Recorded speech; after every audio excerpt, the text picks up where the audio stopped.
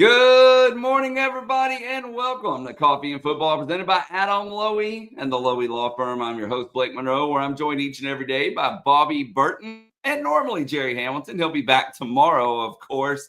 But tell us where you're checking in from, what you're drinking this morning. Get your questions in. We're going to get to all of those here in just a little bit.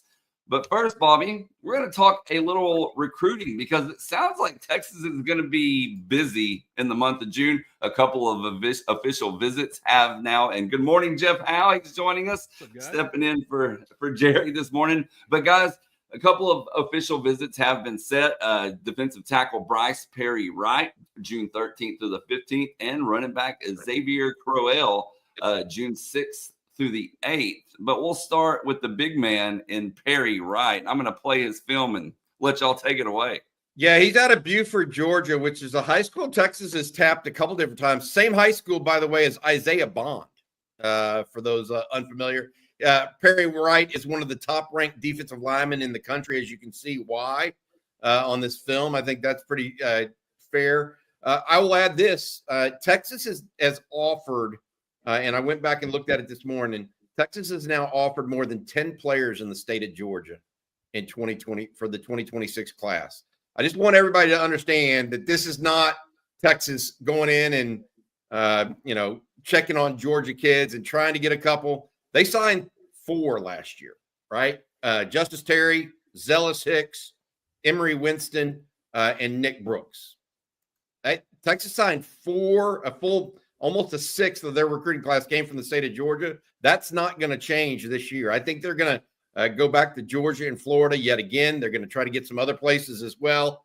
But you get the idea that these guys are legitimately trying to make Georgia one of the main places that they recruit. Big time stuff there for the Longhorns. You have to, Bobby. I mean, I've said this, we saw it change in Texas when A&M moved to the SEC.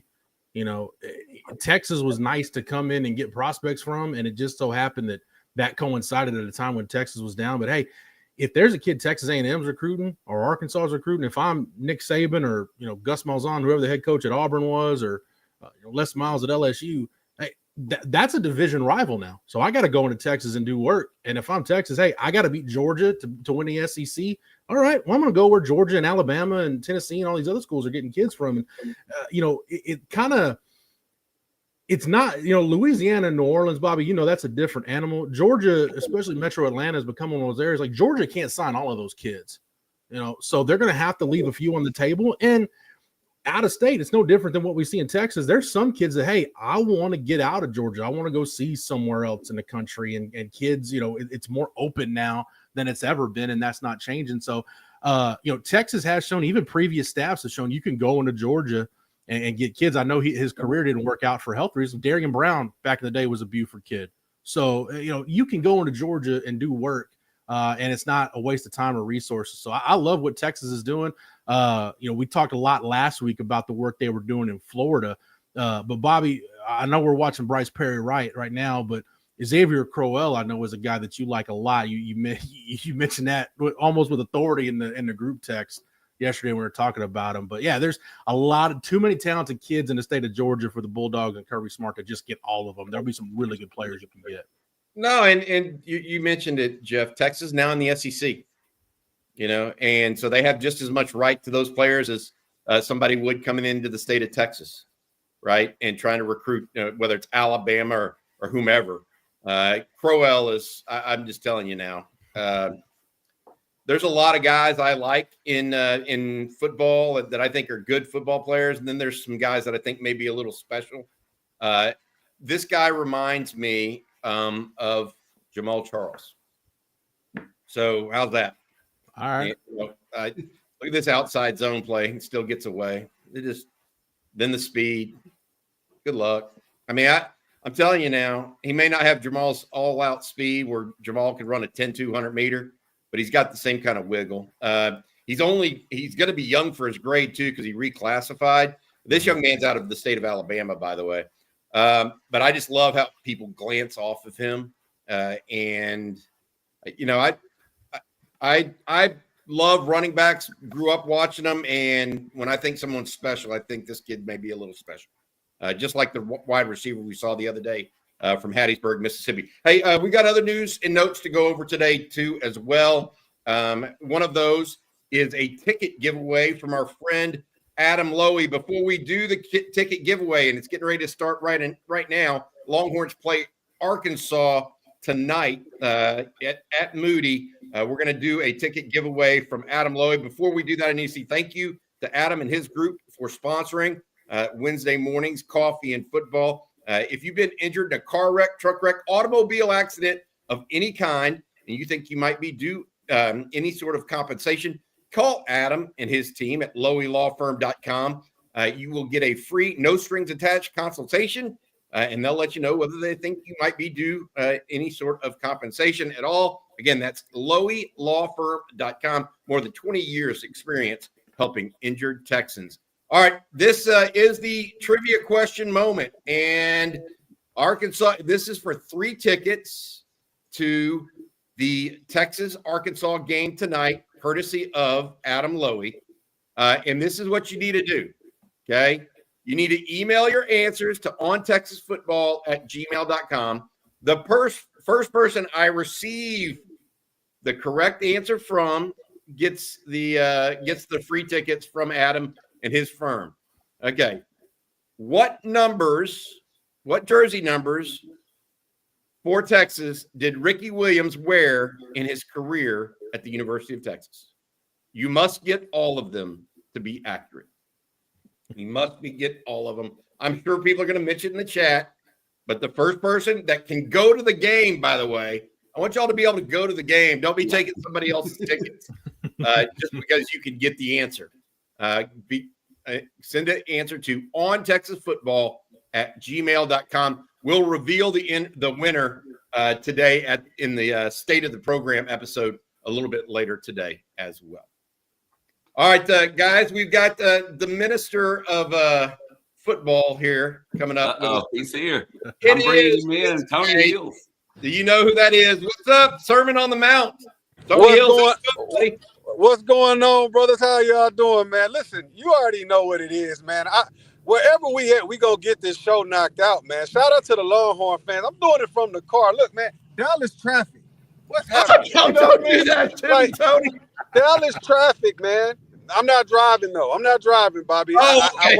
I want it to be smart. Yeah. Thank you.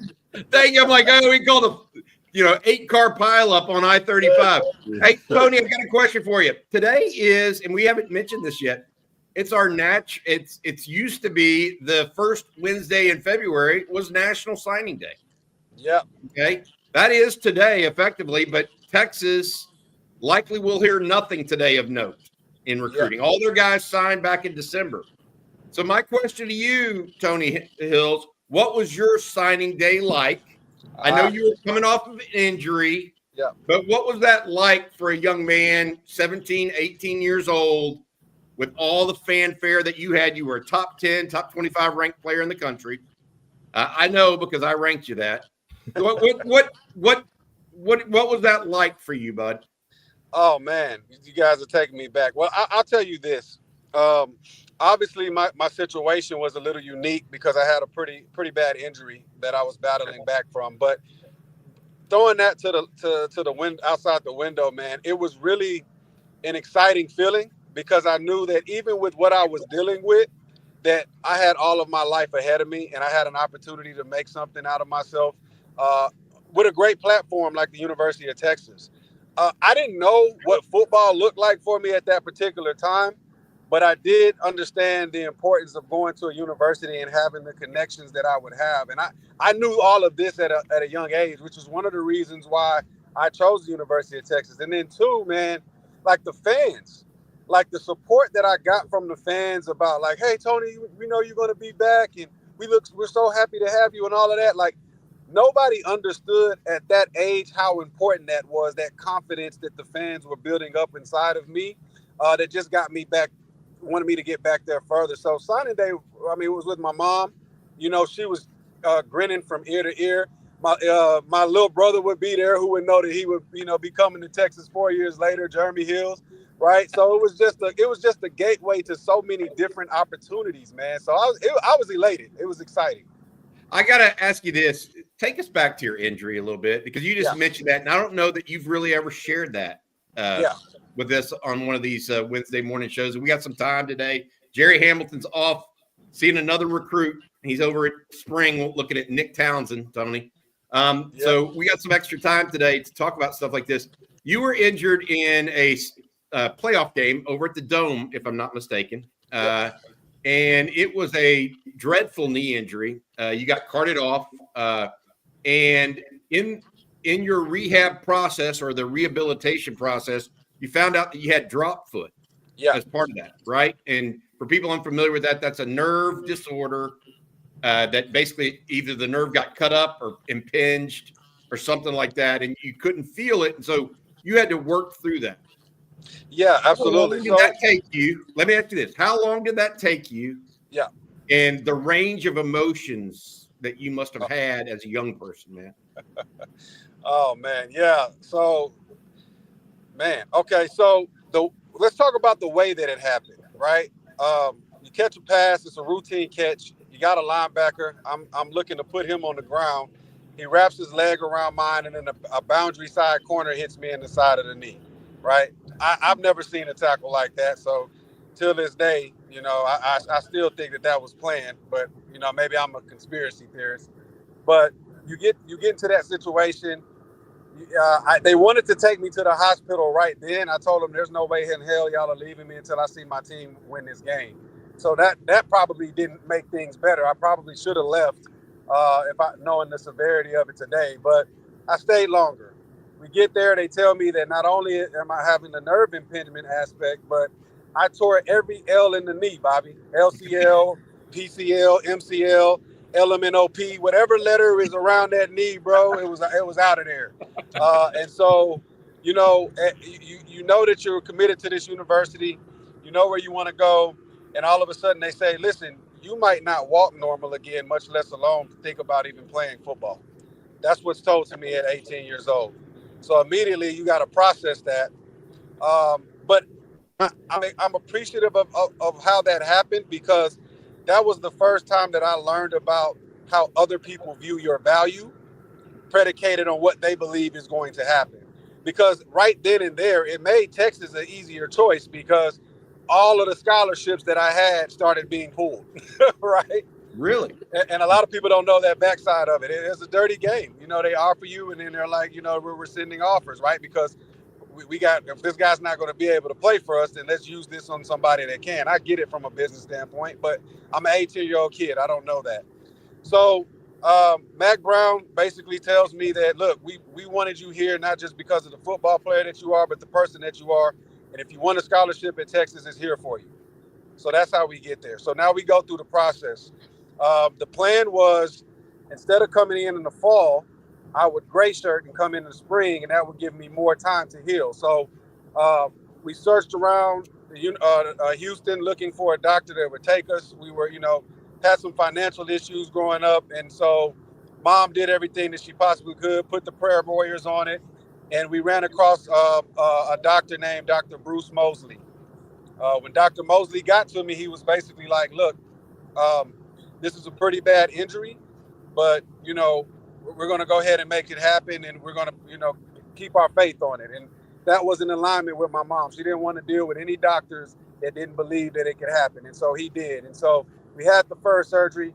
Nothing happened, right? He comes in, and he's like, a few months later, it's like, all right, we need to remove some scar tissue that's built up. And I'm also going to bring in Dr. Raul Nav. I'll never forget these men. It changed my life. So I have the second surgery, scar tissue's removed. I'm laying in my bed. Now, here's the thing. They give you this red button, Bobby. I didn't know what the red button did. All I know is when my mom would walk in and she'd be talking so much, I stumbled across it. I was like, what does this do? I hit it, I get sleepy, and then she'd have to stop talking because I would go to sleep. So every time she came in and she started talking and I didn't want to hear her because, I'm upset, I just keep hitting the button. Now, I found out later that it was morphine, but But they had, I didn't know that they had a limit to it. So when I hit it and it stopped working, and I was like, damn it, now I got to listen to what she got to say, right? Well, she leaves. She's like, all right, baby, I'm about to leave. I'll come back. She leaves. She comes back. She starts rubbing on my leg when she gets back. And I'm like, wait, Mom, do that again. She's like, what? I said, rub that again. I said, I felt that. And we immediately started crying. And that was the return of who I am today. So it was hard. You go through your depressions. I remember when they gave me this cast that was to hold my foot up, Bobby. My mom told me she said, basically, you got to show God that you believe. So I need you to work out like you're going to come back. So I did. That's all I knew. Anytime I got into down places, I went and I worked. And so my uncle gave me this treadmill workout. And so I have this plastic thing wrapped around my leg, and it's inside of my shoe to keep my leg up. So I'm running on the treadmill or limping on the treadmill for like, I don't know, 3-4 miles every night. So much to the point to where it starts to cut inside of my foot. And I'm listening to music. I'm crying tears. I'm hurting. I'm going through all of this stuff in the darkness. But it molded me to who I am today. So it's like you can't remove one without the other. So I always tell people, man, like, what you go through is what you go through. Just make sure that you grow through. And that's how we get to where we are, man. All those lessons, all of that the surgery, the people that believe, the healing, all of that, man. Got all of that before I was 25 years old. Tony, how did that change your mindset when you got to Texas? Because, you know, whether it's summer conditioning, winter conditioning, camp, there's going to be tough times and guys may complain about things, but did it make you appreciate all those little moments that much more in your career? Oh man, Jeff, listen, they call it the present because it's a gift, brother. Like, yep. I didn't complain about the work. I appreciated it because of that experience. I knew that I knew about football being able to be taken away from you at an early age. So anytime that I felt that I was feeling sorry for myself, or, you know, man, this is hard, or like, God dang, why are we doing this? I immediately would snap out at it and be like, man, you get to do this. You get to feel how hard this is. You get to grind with your brothers, man. Like, it's a blessing. And I permeated that message throughout the locker room during my time in Texas. It's like, look, man, you never know when your last play is. Like, coaches would say that, and I think coaches say that because they've heard that. But when I said it, I experienced it. Mm-hmm.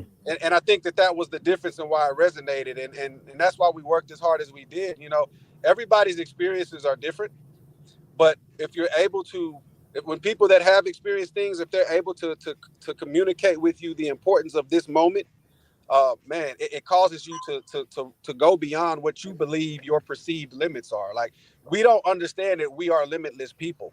Like, the only limits that we put on ourselves are those that we put in our mind. We are able and capable of doing much more than we're doing now, man. And football taught me that. Those injuries taught me that. Battling back through all of that stuff taught me that.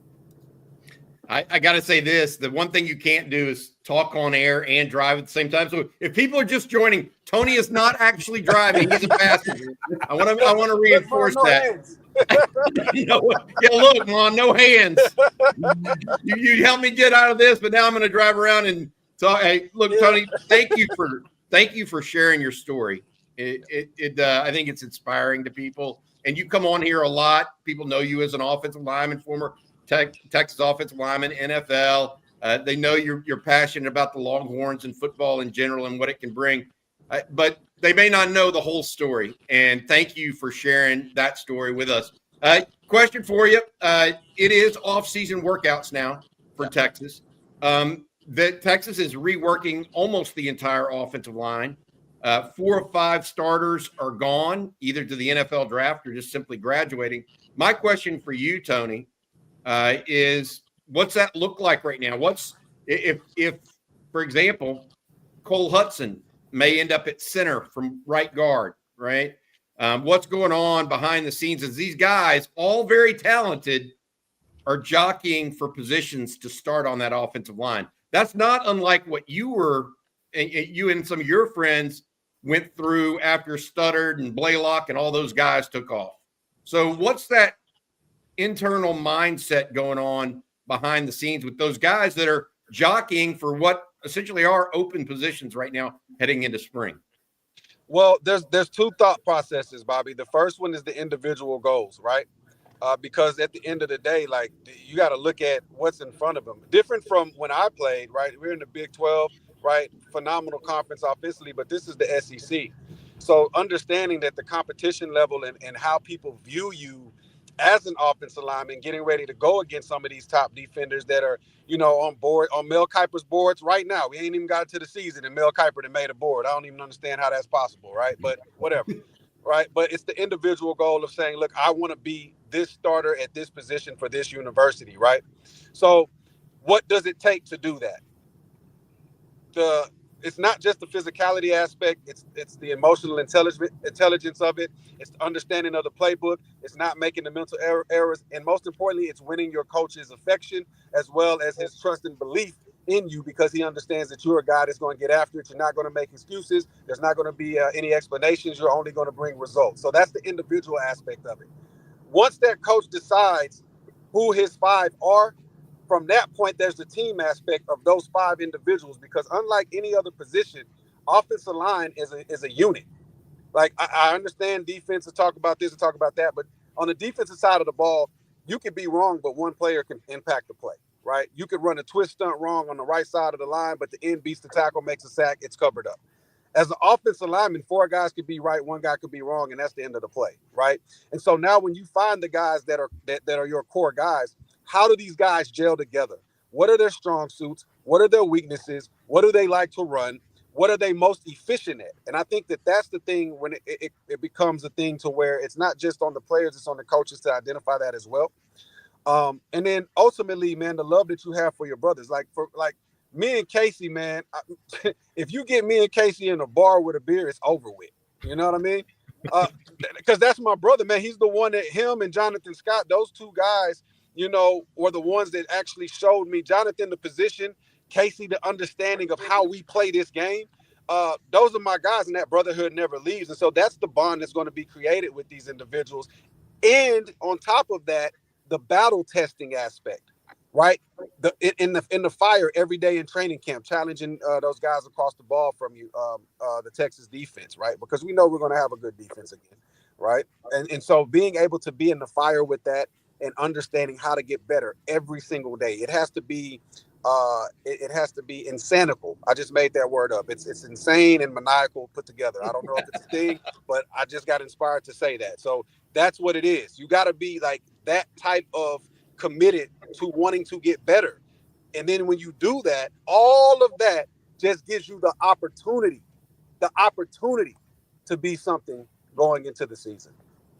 Tony, what are guys like a DJ Campbell and a Cole Hudson, guys that have been there a while, as you've been there, going from where you're the young pup in the room, and then before you realize it, you're the veteran, you're the most experienced guy. What is that? What are those guys going through right now from a leadership standpoint with the changing in their roles? They probably feel the pressure of understanding what they accomplished last year and knowing that it's on them to be able to help their line get to that same pinnacle, if not better. That's a real thing. They're probably going to lean on each other. They'll probably have more late night talks together by themselves just because they understand what it takes to get there. But it's also a beautiful journey for them as leaders, right? Where you had to sit back and you were listening to the Jakes and the Connor Haydens, right? The Banks, where those guys were the ones that were taking over. Now it's on you. So I'm pretty sure they're going to take some of the style of leadership that they were taught by them, but they'll also have to find out who they are as a leader and mold themselves into that person that people want to follow as well. I always believe, like when I came into my starting role as a junior at Texas, I read the room. When I needed to be vocal, I was going to be vocal. When I saw that we were BSing and we weren't doing what we needed to do, I was going to say something. When I needed to lead by example and just bust my butt and let people see that I was willing to go into the darkness to get to where we needed to go, then I did that. Whatever I had to be, as the good book says, until the Jew I became a Jew, until the Grecian I became a Greek. Like whatever I had to be at that particular moment, I learned how to lead from that, because you're leading young men. Like, make no mistake about it. We're leading young men in a violent combat sport. I understood that. And so with that being said, you have to be able to sharpen that iron as iron sharpens iron, one friend sharpens another. We had to do that. And sometimes I had to be the enemy, and that's fine. Whatever you have to be as a leader, you be that to get your guys to the finish line. Tony, thank you so much, buddy. I know you're headed to the airport. I appreciate you jumping on with us this morning, sharing your story, and hook 'em, bud. Thank you so much, man. Absolutely, Blake. I didn't forget about you, brother, man. I love your backdrop, bro. You don't get to just sit there and be quiet. You got to say something before I get off of here. I appreciate it, Tony. There I it is. appreciate it. I'll I like take it you to off. get yours. Hook 'em horns, baby. Hook 'em. Later, Tony. Good stuff. Good stuff, Jerry. All right, Jerry, Blake, and Jeff. Hey, speaking of Jerry, I do have one comment from Jerry that he put out a high yesterday. If people are unfamiliar with that, that means that Texas, he believes, has gotten a commitment from someone. Generally, not real sure when those things are going to come due, but we believe that's going to happen today. So be on the lookout for that. Even though it is not a class of 2025 on National Signing Day player, it is a class of 2026. But be on the lookout for that as we move into later today. All right, guys, before we move on here, I need to tell everybody out there about the good folks at Prize Picks. And Prize Picks is the best place to get real money sports action. With over 10 million members and billions of dollars in awarded winnings, Prize Picks has made daily fantasy sports accessible to everybody. It's the best way to get in on action in more than 30 states, including right here in the great state of Texas, along with states like California, Georgia, and Florida. The best part is that Prize Picks has invented the flex play, which means you can still cash out even if your lineup isn't perfect. And that happens quite a bit when you're me. You can actually double your money if one of your picks doesn't hit. And obviously the big game is almost here. It's now or never. Don't miss out on the last football game of the season with Prize Picks, the best place to win cash while watching the big game. Prize Picks is doing a big game free square that is essentially a lock. Patrick Mahomes only needs one passing yard for you to win that square. And this morning I had a little extra time, so I went ahead and threw in another one.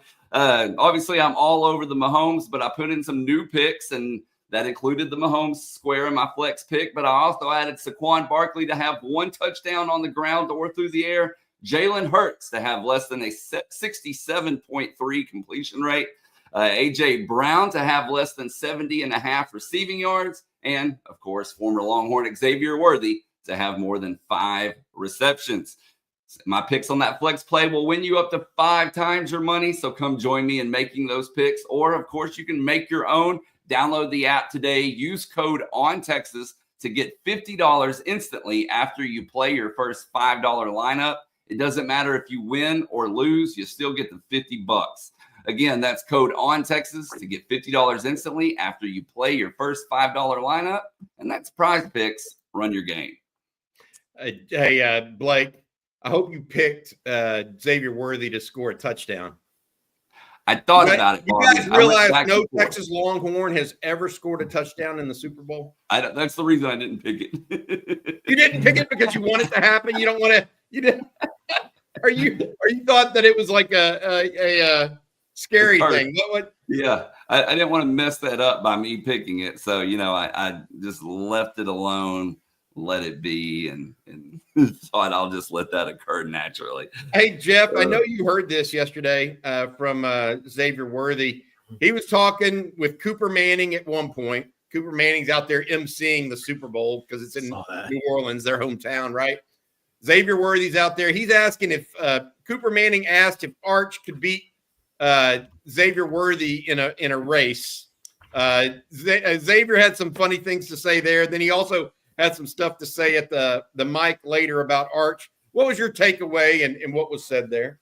I feel bad because it was Arch's freshman year. He had a big run in a scrimmage, and Sark had made a comment about, we got Arch running, 20 miles an hour, whatever it was. And we're like, yeah, okay. Yeah, right, Sark. Like, yeah, he's that fast. And then you watch him burn off on that UTSA defense. You're like, you know what? I don't know if it's 20 miles an hour, but he's not he's not exactly, thunder wheels out there. I mean, Arch can scoot a little bit. So that was my big takeaway. And, what did X say? He said Arch might get him in a 10, but after that it would be over. So I think we're learning Texas has a pretty unique athlete at quarterback with Arch Manning. And, the fact that you're going to look, Sark's never going to go Tom Herman and run his quarterback 20 times a game. But the fact that, it's a big deal, Bobby, when you've got that extra hat that the defense has to account for. You've got to respect the quarterback. That in and of itself should open up some things in short yardage and red zone and goal line for Texas. So that the reinforcing that Arch's speed and his athleticism is legit. It just lets you know that, hey, times could be better just with that extra hat the defense has to account for when you get talking about short yards and goal line and red zone. I'm looking at it in the thing that you mentioned there that strikes me as very legitimate is just the threat. Mm-hmm. He's not going to go bang Arch's head against the wall like Tom Herman did with Sam Ehlinger. I mean, right? But the threat of it is more legitimate. How many times did Quinn Ewers? I'll say this: how many times did Quinn Ewers keep the ball on a zone read keep this year? And I think all but maybe one, like 6 or 7 times the whole year, right? I think all but one time it worked. Yeah. Now I'm not talking about, quarterback sneaks. I'm talking about true zone read keeps where they left there was some measure of misdirection. And look, that's all you need sometimes in short yardage. We'll see what happens, especially in the red zone. I think the red zone element, hell, that's where Sark brought him in late in the year, was red zone and short yardage. Yeah, for that very reason. Yeah.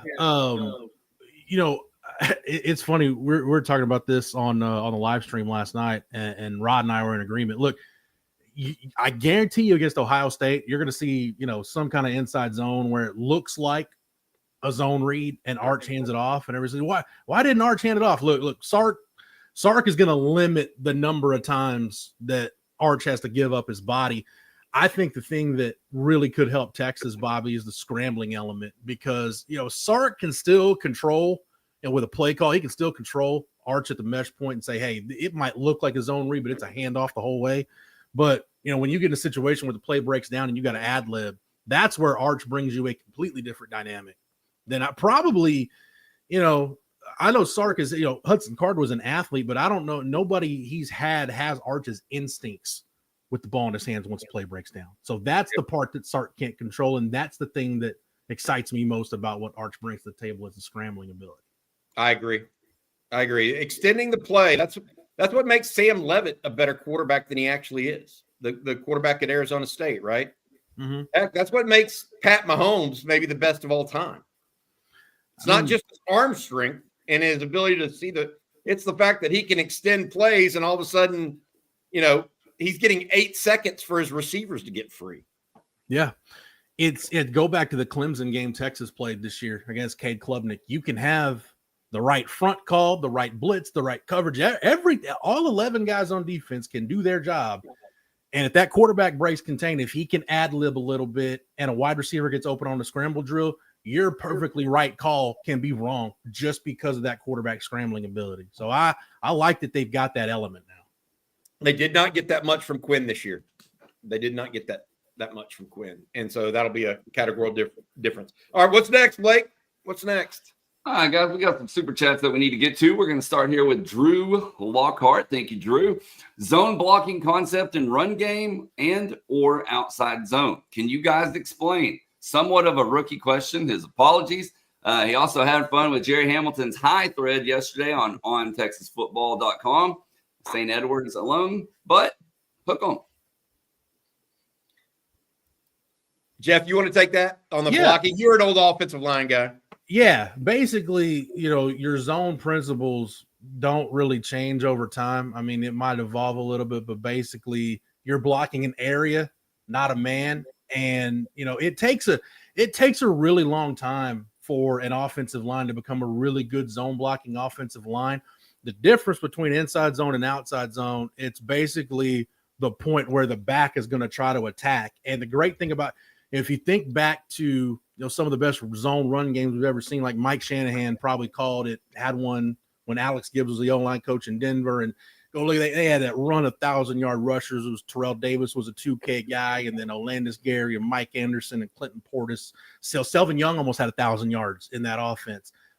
It's all about a back that has great vision. If you want a really good zone running back, he's got to have great vision.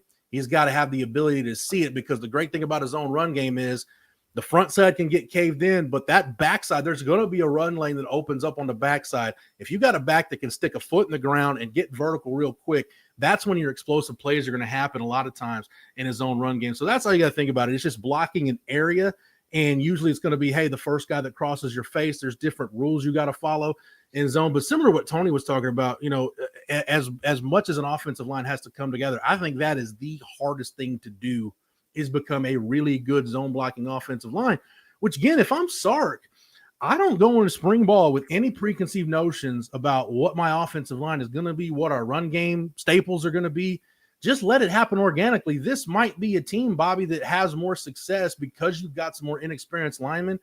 It might be an offensive line that's better with more gap power schemes and things where you can create leverage and angles and not necessarily have to rely on being a great zone blocking team. So that you might see a little bit different. You're going to have zone runs. Oh, don't get me wrong, but you may see a little more gap power stuff where you've got more duo, more double team type stuff this year because you've got some inexperience and the length of time it takes to be a really good zone blocking team. I think we definitely would have seen that had Cam Williams come back. Yeah. You know what I mean? If Cam Williams would have come back and you had DJ Campbell and Cam Williams on the same side, I think you would have seen that more this year. My thought process on Sark's run scheme is typically you'd love a unit to be great at everything. Yeah. But in college, and that can be possible in the pros. It's rare, but it can be possible in the pros because you're dealing with guys that are great athletes, are paid millions of dollars and have been playing the game of football for 8 to 10 years at a high level, etc. In college, it's hard to be great as an offensive line doing multiple things. Not saying they can't be passable or good enough, but usually a team focuses or majors in one type of run scheme, usually. And if another team can combat that, they end up having a good defense against you. Georgia and Arizona State and Ohio State shut down the Texas run game because they could stop outside zone. If you get a chance to talk to Casey Studdard, he'll tell you one of the reasons. I mean, look, yeah, you had Vince Young and Jamal Charles and some great runners, but one thing that 2005 O-line was really good at, they were a really good zone blocking team. And in the way Casey tells it, he said, hey, Will Allen and Blaylock, they were the fatties. They could cave in the front side. And you had some more athletic guys, whether Jonathan Scott and Casey or Tony Hills was in there and Lyle Semline, they could cut off the backside. That's why a zone run scheme was perfect for that group, just because of the mix that they had up front. And let's face it, by the time those guys were done, they had played a lot of football together. Yep. All right, y'all.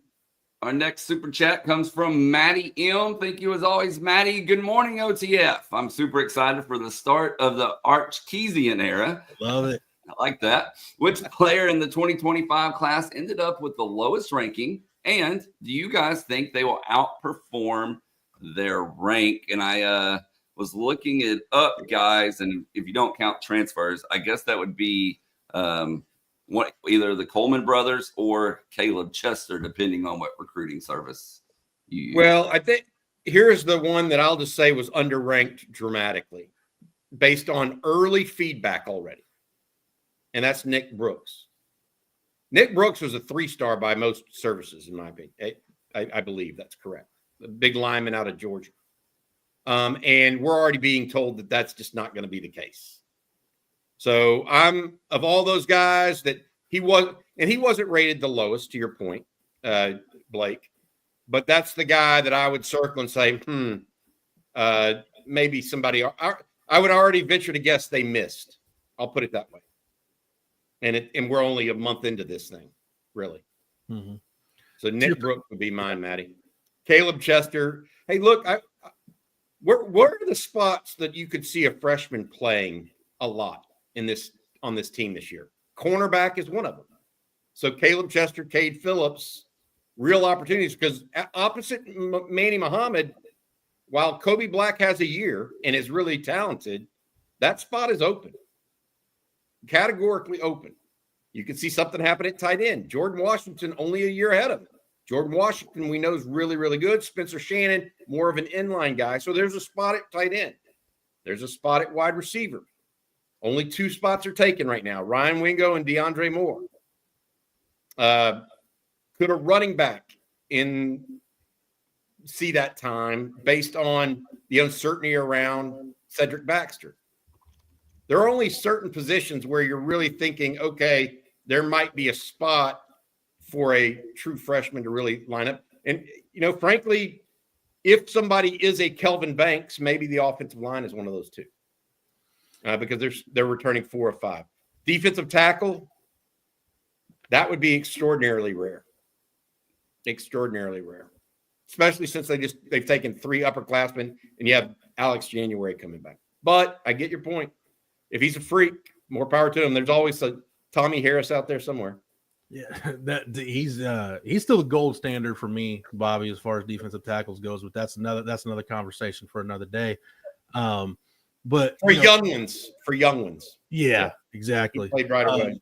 Running back is interesting though, because again, if I'm Tashard Choice and I'm Sark, given the wear and tear that he had during the season, I don't know if I want Trey Wisner just throwing his body around in live scrimmage periods during spring ball. Just let him get his work in, and then, he can sit off to the side. Just make sure he gets to Columbus for the opener. That's where you're concerned with Wisner. But I think it's a great opportunity for Jarrett Gibson to get some run, see if he can work on those ball security issues. And it's an opportunity for James Simon and Ricky Stewart. James Simon, Bobby's one of those wild cards for me in this class. Because, you talk about short yardage and goal line and red zone, having a violent, nasty runner that can get the job done between the tackles in those situations, that can help your red zone and short yardage problem too. Could James Simon be that guy? I don't know. We'll see. And running back, as you know, Bobby, I'll never forget this. It's typically one of those positions where a young guy can acclimate pretty quick, and you can figure out pretty quick if he can play. I remember, Deontay Foreman, when he got to campus, he'd probably been there a week. And I'd run into Casey Studdard. He'd come into when I was working at the Zone at the time. He'd come in and we were shooting the breeze. He said, "Hey, who's number 33?" I said, "Oh, it's Deontay Foreman. He's a freshman." He's like, "Yeah, he's the best running back on the team." I was like, "He's only been there a week." He's like, "I don't care. He's the best running back on the team." I'm like, okay, so yeah, you can usually tell pretty quick if a guy's got it or not. Yeah, no, it happens very quickly. Because when you're out at practice, I filmed every practice for 4 straight years at the University of Texas when I was an undergrad. You can tell who the best is at a position really quickly if you watch every single practice, because they carry themselves differently. They beat people up more often than the other guy. They get extra yardage. They do little. I mean, it's just, if you see practice, what you see in the games is not that big a difference. It just isn't. So I appreciate that. Hey, I've got a separate question before we get to the next super chat or question. Jeff, and this is totally off target. What do you drink coffee in the morning? What do you drink in the morning? I got to know. This is your first official morning show with us. I'm not a coffee drinker. I'm a Dr. Pepper Zero or tea. I got tea in the cup right now. So is it cold tea or hot tea? Oh no, it's just it's a little peach tea. Yeah, a little Crystal Light action. Okay, fair enough. Look, it's coffee and football for a reason, Jeff. Bring you into a coffee guy. I think my wife is so much of a coffee person that it's kind of made me anti-coffee. So hey, I am starting to hear it. My 6-year-old does let me know that soda's bad for you and I shouldn't drink it in the morning. So my 6-year-old may be switching me into a coffee person. Oh, good stuff. All right, guys, our next super chat here comes from our friend Jack. Thank you, Jack. Tony's story reminds us how first class our program and Mac were, and we continue to be. That was a great. I mean, I knew a lot of that from speaking with Tony over the years, but it's always good to hear a story of triumph like that. Especially when you go through adversity. I bring back to something that, and this is another Cooper Manning story. He actually was on the Dan Patrick show a couple of days ago. I don't know if y'all saw this or not, but he was being interviewed, and Dan Patrick, longtime radio show host, just great interviewer, I think, asked Cooper about Arch and possibly transferring and what he needed to do, that sort of thing. And he said, look, he needs to go to a place where he's happy, where on Sunday nights he's going to be chilling with the boys and not worried about being somewhere else or wanting to be somewhere else. And, it's good for him to sit a little bit mentally and good for him to understand what that looks like and that you have to be a little subservient to others because he's going to ultimately have negative things happen to him at Texas. He's going to throw a couple interceptions and Texas is going to lose a football game. And so I felt like Cooper Manning and Arch Manning had that kind of mentality bestowed on something that Tony Hills was tried to the max at another level. I mean, when you have imagine not being able to feel your leg. Yeah. Like Tony Hills couldn't. That was probably the most poignant part of that discussion with Tony when he said his mom could feel, he could feel his mom's touch on his leg for the first time. Can you imagine? That's like you're almost paralyzed if you can't feel your leg. I mean, you're not paralyzed because you just have, but my goodness, good stuff from Tony this morning. Yeah. Appreciate it, Jack. It's amazing, Bobby, the perspective. You talk to guys like a Bo Scaife, a Jordan Shipley, guys that had multiple injuries. You ever get a chance to sit down, chop it up with Blaine Irby? You got just tremendous perspective. DJ Grant is another guy. Those guys that had multiple injuries that had to come back from, even now, it ended his career, but Josh Cochran, I'm so happy for Josh, being an assistant coach at Texas Tech now. He started under Matt Rule at Baylor. Josh has tremendous perspective about how you can be on one trajectory and then all of a sudden it's gone. And you got to figure out, hey, at 20 years old, I thought I was going to play football forever. Now I've got to figure out what's next. So those guys that have been through it, they usually turn out to be, good husbands, good fathers, good people in society, just because they've got such tremendous perspective on how quickly it can end. Good point, Jeff. Great point.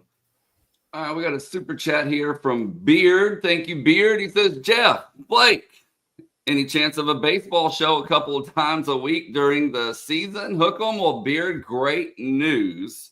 And also, Bobby, I got to give a shout out to Good Talk Russ, one of our viewers, because he actually named the show for us.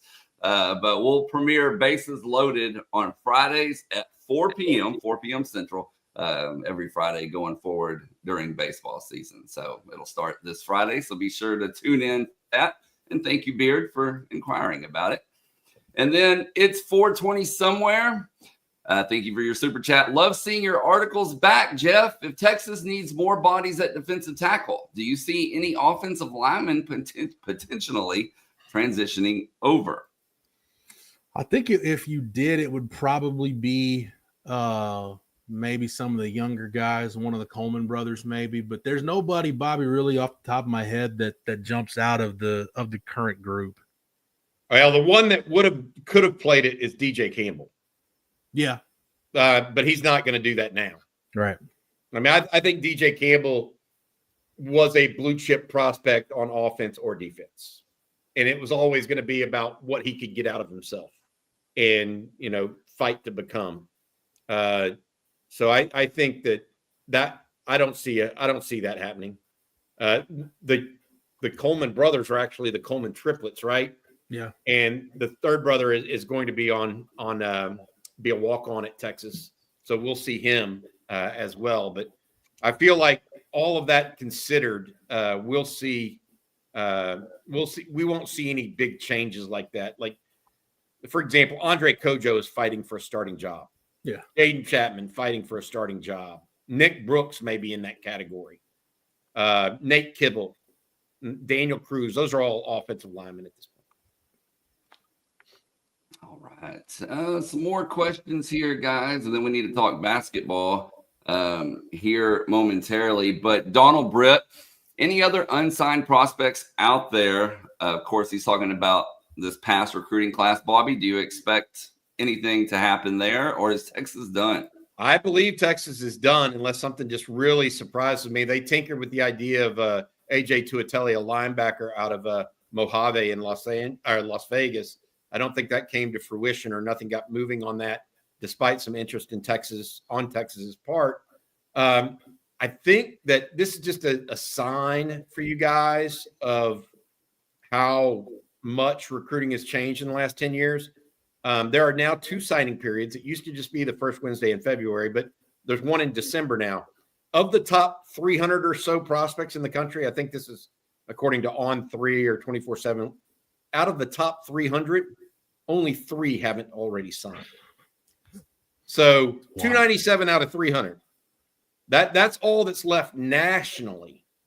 I know of no one Texas is currently going after, other than potentially that AJ Tuatele, the linebacker, and I just don't think that's going to happen. I actually think Texas is already pushing towards next year. Obviously, we opened the show with a couple of new official visitors lined up for the month of June, but I think that we may be getting a commitment for the Longhorns later today, according to Jerry Hamilton. We'll see if it actually happens today and is announced today, but that's something we're looking at right now and monitoring. I do wonder, Bobby, whenever, Sark and the other SEC coaches start planning for the 105 roster cap and full scholarships, I wonder if at that point in that second window, if a late bloomer type sneaks through, where in other years that kid might have been a preferred walk-on, but it's, hey, let's go ahead and just get him. He's a developmental guy. We'll take him and see what he'll be in 2 or 3 years. Well, look, I mean, Maddox Marr, the quarterback out of Dripping Springs, it was actually at Junior Day on a couple Saturdays ago. He is a 2025 that actually signed with Angelo State. This is a very small thing, but Texas is recruiting him to be a member of the 105 as a preferred walk-on. Okay. Yeah. Now I texted with him. He said he's going to stick with his commitment to Angelo State. But I bring that up because that's exactly what you're talking about, Jeff. Yeah. If they go to 105, that's 105 scholarships. And so a preferred walk-on, if they really want you, is actually going to be a scholarship player at that point. Mm-hmm. So we'll see what all that means. All right, it's time for me to fill in for Jerry Hamilton here and tell you all about Gooder. Of course, we've all heard Jerry tell you how it doesn't get better than Gooder, and I'm with him. Gooder offers the best stylish sunglasses starting at only $25 a pair, with a ton of different styles to choose from, including vibrant colors, or maybe you like a more sleek look. Gooder has you covered. There's a pair of Gooders for you, no matter what your personality or your style may be. They're lightweight, they're comfortable, and most importantly to me anyway, they're 100% polarized. Gooder's glasses are designed for anything, whether that's everyday wear, being on the go, or even working out. They don't slip, they don't bounce. So for all you active people out there that love to run or play tennis or baseball or whatever it may be, Gooder is for you. And the best part is they're affordable. As I said, starting at $25 a pair, you don't have to worry about breaking them. You don't have to worry about scratching them or losing them. And for $25, you can have a pair for every single occasion. If you need a new pair of sunnies, Gooder is giving On Texas football listeners free shipping.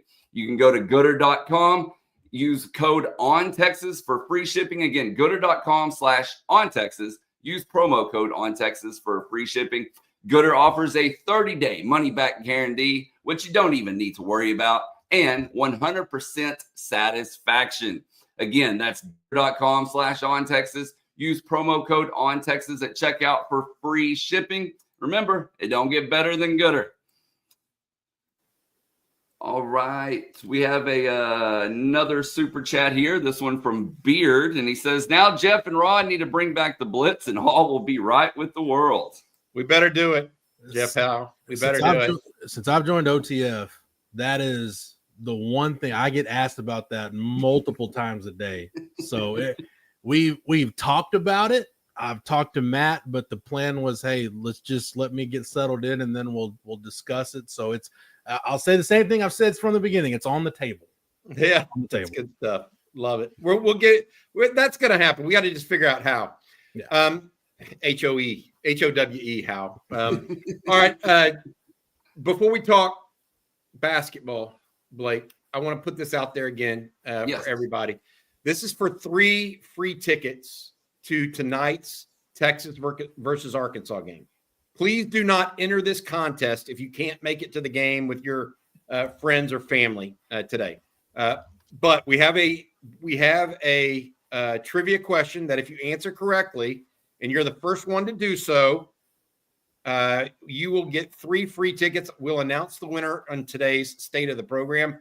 The question is, name all of the jersey numbers that Ricky Williams wore during his career at the University of Texas.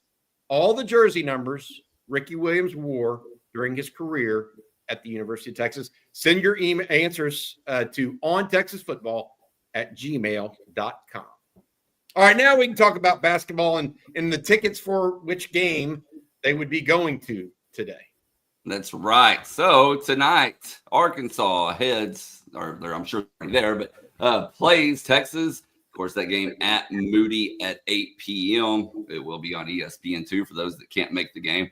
But guys, Texas coming into this one, it opened as a 6.5-point favorite. It's now a 7.5-point favorite for the Longhorns, who are 15-7, taking on 13-8 Arkansas.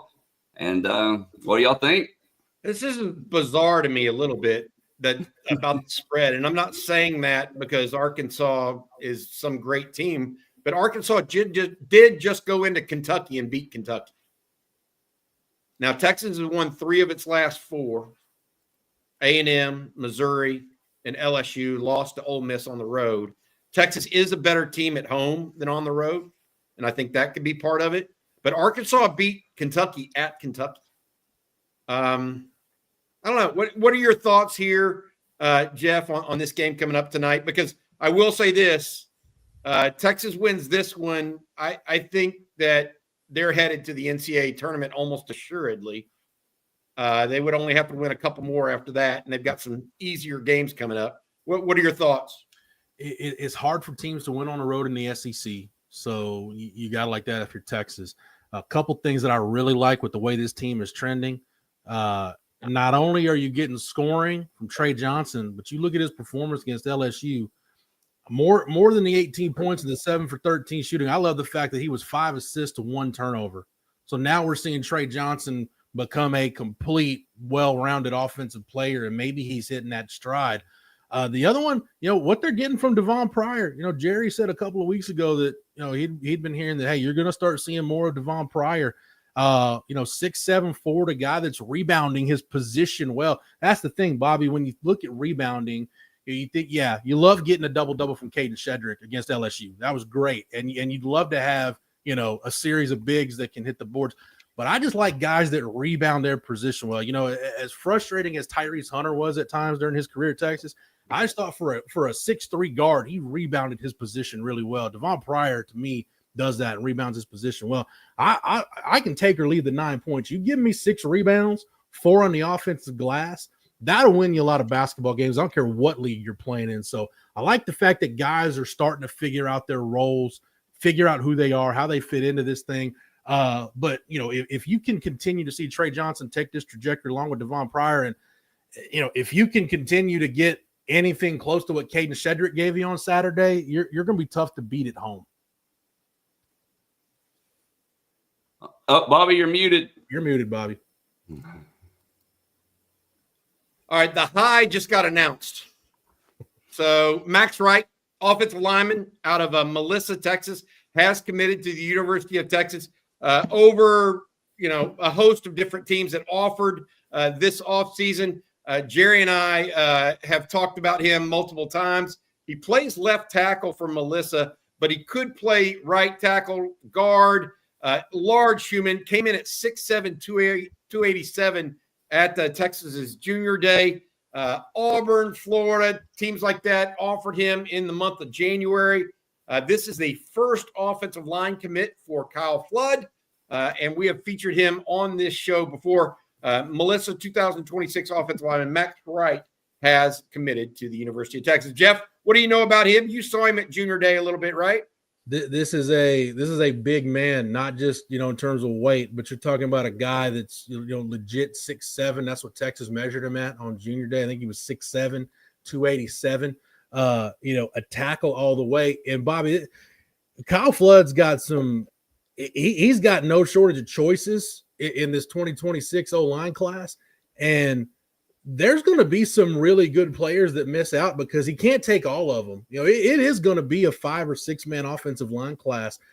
So, hey, reserve your spot as soon as you can. And that's what Max Wright's doing. So I love this take for Texas. We talk about John Turntine, Felix Ojo, some of the other guys, Nicholas Robertson, some of the roles these guys can play. But I like that Max Wright, whether he's on the left side or the right side, a guy that's going to come in and be a tackle for Texas.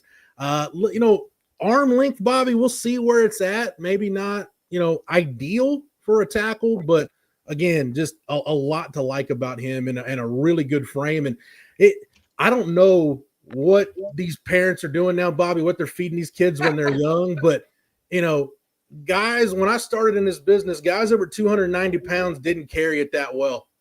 Yeah. Guys like Toa Katoa, if they were 374, they didn't look like that kind of 374. So evolution and genetics working in favor of the big kids in this cycle. Yeah, I like Max Wright a lot as a prospect. Absolutely. Boom. Max Wright commits to the University of Texas. Big offensive lineman out of Melissa. Congratulations to you and your family, Max, by the way, if you are out there listening in.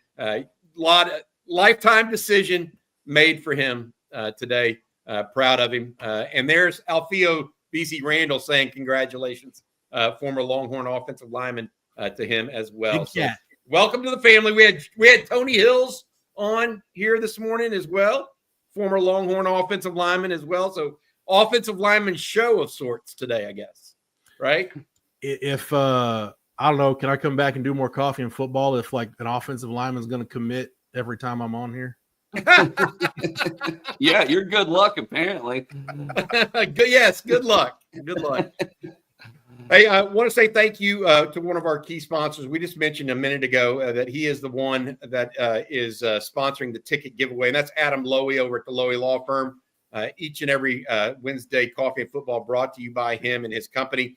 If you've been injured in a car wreck, truck wreck, automobile accident of any kind, including ATV to an 18-wheeler, visit LowyLawFirm.com.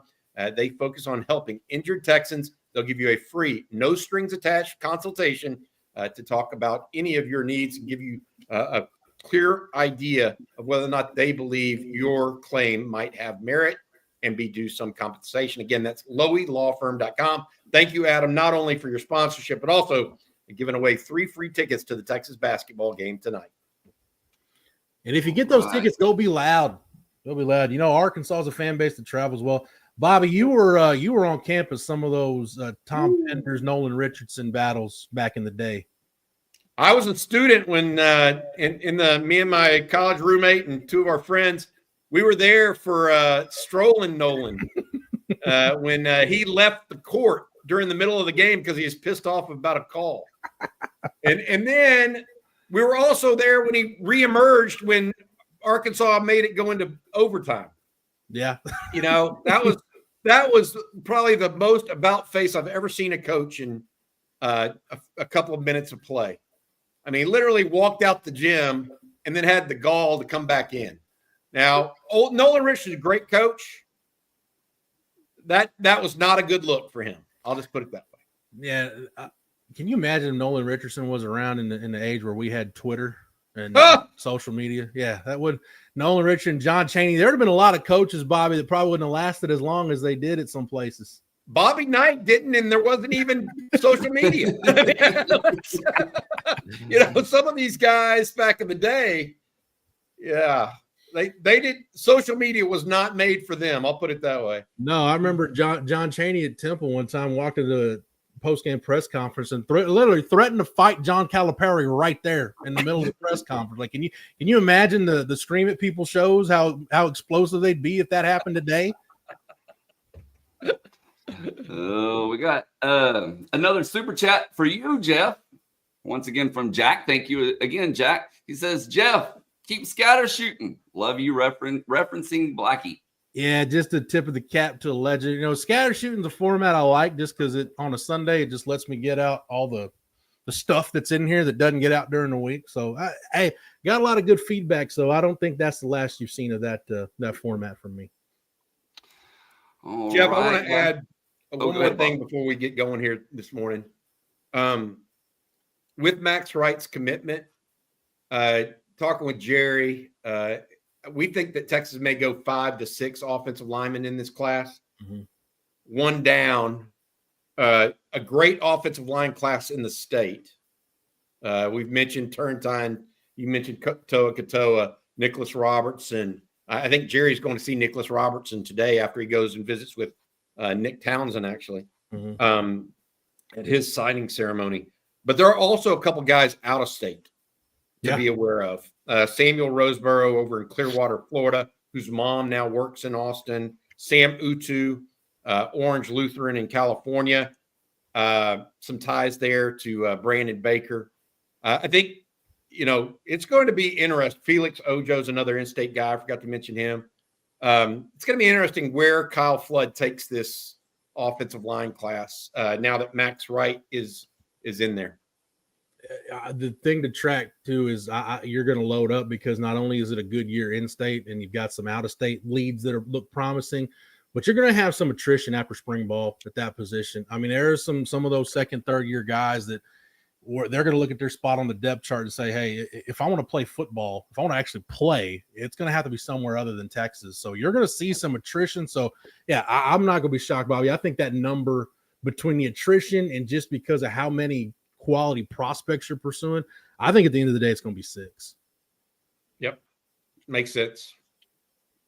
All right, guys. Well, that's going to do it for today's episode of Coffee and Football presented by Adam Lowy and the Lowy Law Firm. Want to thank Adam, of course, along with Gooder and Prize Picks all for sponsoring today's show. Thank you all for tuning in. The great questions, the super chats.